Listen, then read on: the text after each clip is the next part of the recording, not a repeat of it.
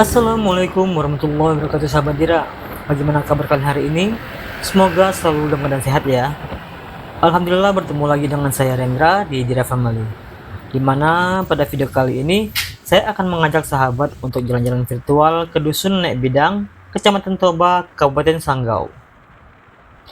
Untuk menuju ke rumah Betang Nek Bidang, dari Pontianak kami akan menempuh perjalanan sejauh 138 km dengan waktu tempuh sekitar 3,5 jam.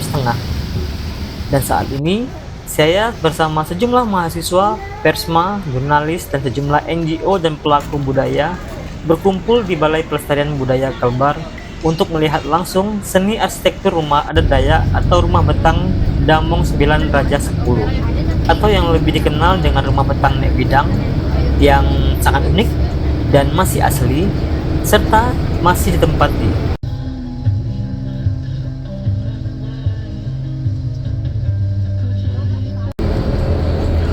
Sebenarnya kami semua akan mengikuti kegiatan peluncuran buku Khazanah Arsitektur Dayak yang ditulis oleh tim perjalanan mengenal Borneo dan disusun oleh Yoris Mageda, pemuda asal Entikong, Sanggau.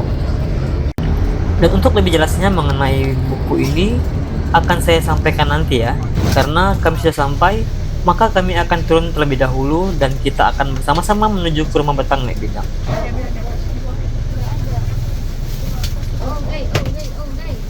Karena jalan menuju ke rumah betang ini hanya bisa dilalui mobil kecil, jadi bus tidak bisa masuk ya, sehingga kami akan jalan kaki sedikit untuk menuju ke rumah betang tersebut. So, ikuti terus perjalanan kami ya, let's go!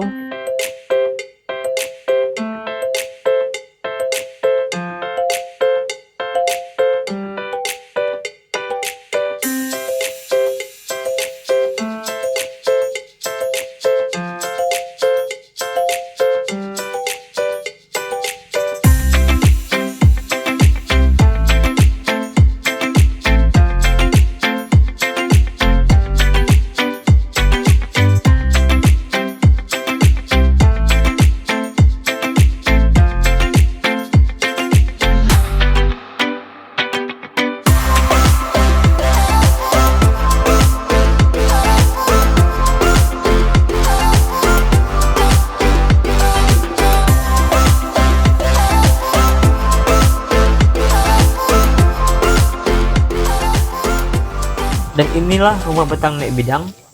Ini unik ya, karena biasanya rumah adat Dayak itu pintu utamanya berada di tengah, tetapi ini berada di depan, dan bentuknya juga unik. Dan infonya masih banyak keunikan lainnya yang ada di rumah adat ini. Tapi sebelum kita melihat lebih jauh seperti apa rumah adat ini, kita akan mengikuti dulu kegiatan bedah buku Khazanah Arsitektur Dayak. Jadi langsung saja kita naik ke atas ya.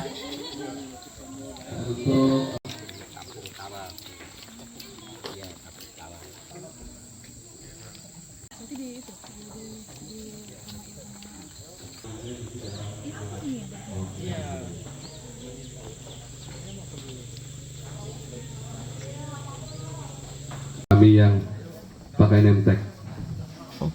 Oke sahabat Dira, sekarang kami sudah berada di dalam rumah betang Nek Bidang atau rumah betang Damong 9 Raja 10. Dan setelah istirahat sebentar, kami akan langsung mulai kegiatan bedah bukunya, di mana dalam buku ini membahas tentang arsitektur 11 rumah betang yang ada di seluruh Kalimantan, dan rumah betang ini masih terjaga keasliannya.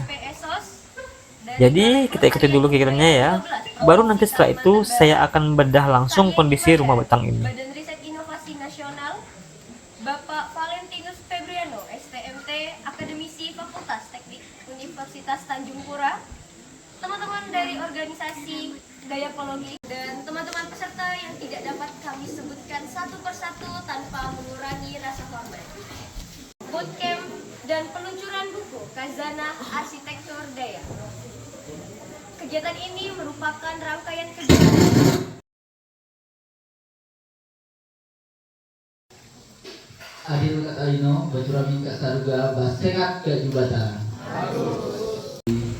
Di buku itu adalah betang Nek Bidang, maka dalam momentum ini juga kami ingin Adil kak Kalino, Bajurami kak Saruga, Basengat ke Jubatan. Tutur Yatiop akal yang itu. Ada di Barikan Dirabat, itu salah budaya Kecamatan tebal. Aslinya kita masih menggunakan kayu seperti yang Bapak Ibu lihat, menggunakan akar dan lain sebagainya. Bapak lainnya ya mungkin boleh nanti bertanya mengenai sejarah rumah betang ini.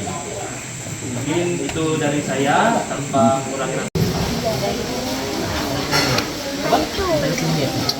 Yang masih menghuni Baloi ini, di mana di Kalimantan Utara sendiri untuk rumah-rumah adat yang masih ini menjadi sebuah buku yang akan dibaca oleh kalangan umum, itu merupakan satu kesempatan yang juga cukup berarti bagi yang merupakan anak Sungai Bengan atau cabang dari Sungai Kahayang.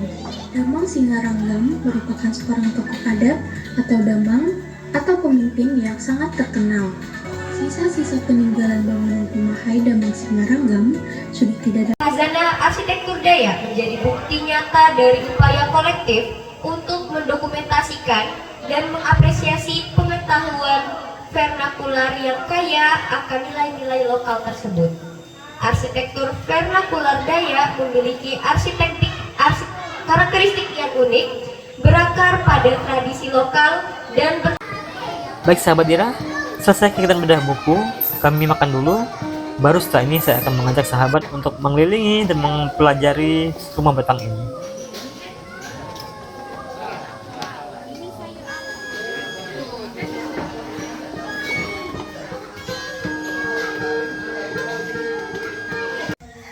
Selesai makan dan setelah menurunkan nasi sekejap, langsung saja kita melihat bagaimana bentuk rumah betang ini ya. Karena saya turun dari belakang, jadi kita mulai mengelilingi rumah betang ini terlebih dahulu dari belakang. Baru nanti kita naik kembali dari pintu masuk. Sebagai informasi sahabat, rumah betang Nek Bidang ini dibangun bertahap sejak tahun 1960, di mana semuanya berawal dari proses perpindahan pemukiman beberapa keluarga Dayak desa dari lokasi yang mereka sebut daerah Sebedang Munti. Jaraknya sekitar 5 km dari lokasi ini ya. Rumah dengan panjang 30 meter dan lebar 17 meter ini masih mempertahankan bentuk awalnya, meski sudah beberapa kali direnovasi. Perbaikan paling besar dilakukan tahun 2016 melalui program revitalisasi desa adat dari Kementerian Pendidikan dan Kebudayaan. Beberapa komponen diganti, seperti kayu pada lantai, penambahan rajing depan yang dilakukan pengecatan. Sebelumnya tahun 2010 penghuninya masih ramai, namun perlahan mereka pindah mendirikan rumah masing-masing yang baru di sekitar rumah betang ini. Akan tetapi di waktu-waktu tertentu, terutama saat upacara adat, mereka kembali datang meski tak menetap. Saat ini hanya ada 3 keluarga yang tinggal di betang Nek Bidang. Namun untuk hari-hari tertentu seperti saat kegiatan upacara adat atau adanya gawai pernikahan, rumah ini biasanya digunakan oleh masyarakat setempat. Terlebih rumah betang ini kerap dijadikan sebagai lokasi KKN oleh sejumlah perguruan tinggi yang ada di Kalbar, yang mengakibatkan rumah betang ini jarang sepi. Rumah betang Nek Bidang ini memiliki beberapa bagian bangunan, di mana dulunya kolong ini digunakan untuk memelihara hewan ternak dan menyimpan kayu bakar. Ketika akan menaiki rumah ini, kita akan menggunakan tangga dari kayu ulin yang diapit dengan pegangan. Kemudian pada ujung tangga terdapat 2 buah totem lelaki dan perempuan sebagai penyambut tamu yang datang. Saat memasuki rumah betang ini juga dibagi menjadi beberapa bagian, di mana di sebelah kanan saya merupakan serambe atau balai tempat melakukan pertemuan dan kegiatan lainnya. Bagian ini adalah pemadong atau jalan raya yang ada di rumah ini. Sedangkan satu tingkat di atasnya adalah teras dari ruangan pertemuan. Dan ini merupakan tempat umum, biasa digunakan untuk pertemuan atau kegiatan lainnya. Rak-rak di bawah ini adalah sapat, biasa digunakan untuk menyimpan perlengkapan atau barang-barang kebutuhan ritual saat pesta adat. Dan bagian ini adalah tempat tidur para bujang. Dan bagi anak gadis dilarang menaiki tempat ini ya, karena akan dianggap pamali dan akan dikenakan sanksi adat bagi yang melanggar.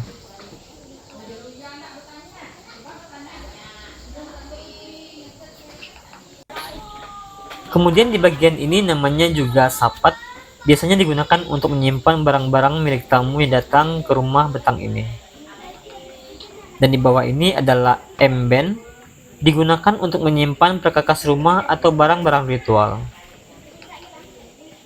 Uniknya, rumah batang nek bidang ini dulunya dibangun tidak menggunakan paku, melainkan menggunakan akar yang diikat untuk menyatukan setiap kayu yang ada di bangunan ini. Tuh, diikat-ikat saja dengan akar, Itu apa? tapi bisa bertahan Dan puluhan aspek tahun. kedua itu saya lebih Keren senang ya? dengan budaya yang ada di Kalimantan Barat. Sekian, terima kasih. Rumah batang ini memiliki 9 pintu kamar yang menjadi tempat privasi bagi penghuni rumah. Namun uniknya, kamar itu tidak bersekat sama sekali. Namun di dalamnya dilengkapi untuk kebutuhan 9 kepala keluarga. Dan beginilah kondisi bilik yang ada di rumah batang nek bidang ini. Tidak bersekat dan langsung plong begitu saja. Namun terdapat pembatas yang membedakan wilayah setiap kepala keluarga.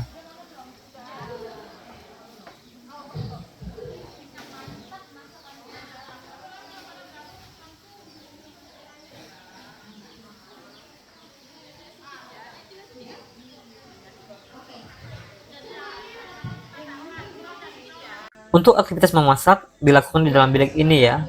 Makanya di sini terdapat tungku dan tempat penyimpanan kayu bakar. Juga terdapat tempat mencuci piring di setiap wilayah keluarga. Kunjungannya yang bilang senang hati udah mau mengunjungi warga khususnya warga dusun Nek Bidang ya, Desa Bedungai. Kami sangat berterima kasih. Kami juga mohon maaf. Sudah 30 tahun tinggal di sini. 30 tahun.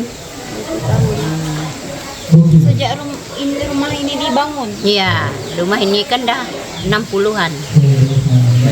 Dari bapak dulu berarti. Nah, dari kakek, dari bapak tinggal di sini. Kenapa masih bertahan tinggal di sini nenek? Kan udah banyak yang Oh, anak-anak tuh udah keluar semua Udah keluar ke jalan. semua. Nggak ada yang rumah nih. ada yang jaga. Nggak ada yang jaga. Berarti tinggal dua. marah diam keluar mereka tuh.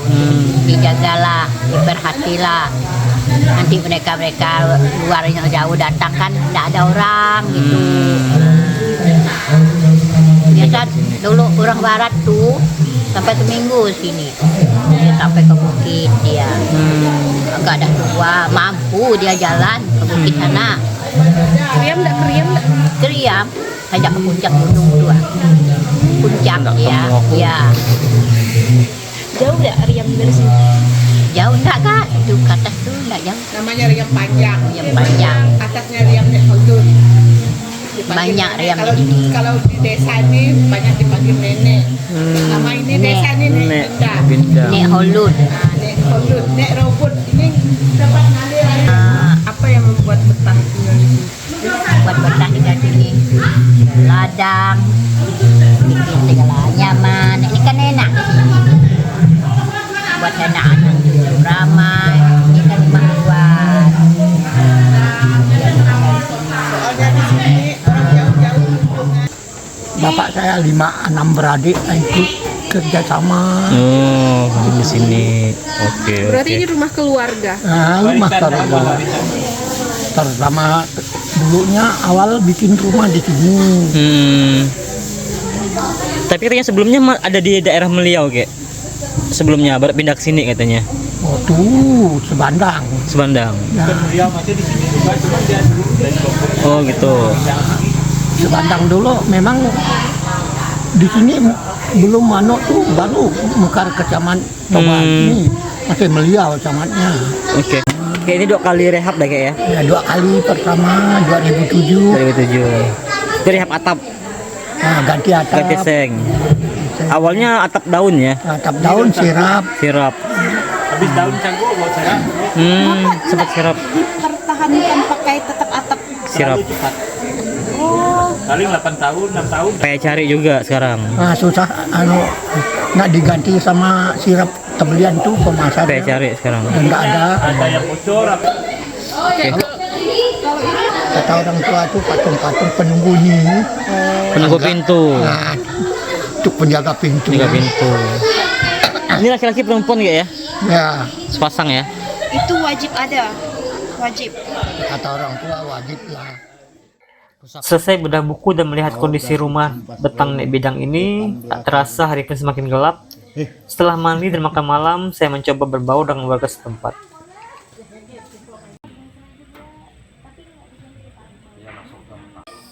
Duyung anakku sakit, duyung yang berangkat aku tabrakan gitu. Lengkap Kak, jadi sebenarnya untuk menyusun kata dasar itu yang dibuat kata dasar itu dia mulai dari sini sampai sini namanya apa.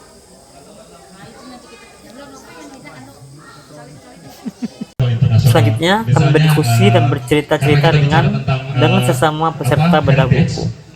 Jadi ada misalnya contohnya ada konferensi tahun 2003 itu tentang ICH dan atau Intangible Cultural Heritage atau warisan budaya tak benda dengan SDGs Sustainable Development Goals atau tujuan pembangunan berkelanjutan. Jadi bagaimana warisan kebudayaan ini bisa saling terkoneksi dengan pembangunan berkelanjutan dan bisa bersinergi untuk mengembangkan itu bagi masyarakat gitu kan. Dan karena malam pun semakin larut, saya memutuskan untuk tidur lebih dahulu karena kemarin malam juga kurang tidur. Jadi malam ini ngantuk berat.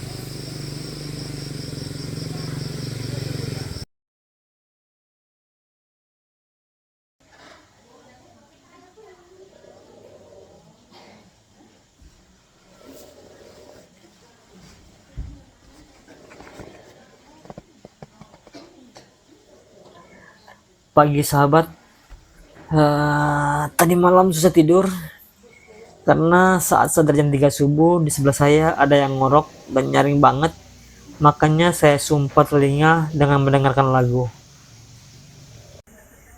Mumpung masih belum bangun semua, saya akan buru-buru mandi karena peserta yang ramai dan kamar mandi yang terbatas. Jadi biar tidak rebutan, mumpung sepi, saya mandi dulu aja. Dan karena pagi ini tidak ada aktivitas lagi, jadi jam 9 nanti rombongan ini akan langsung pulang ke Pontianak.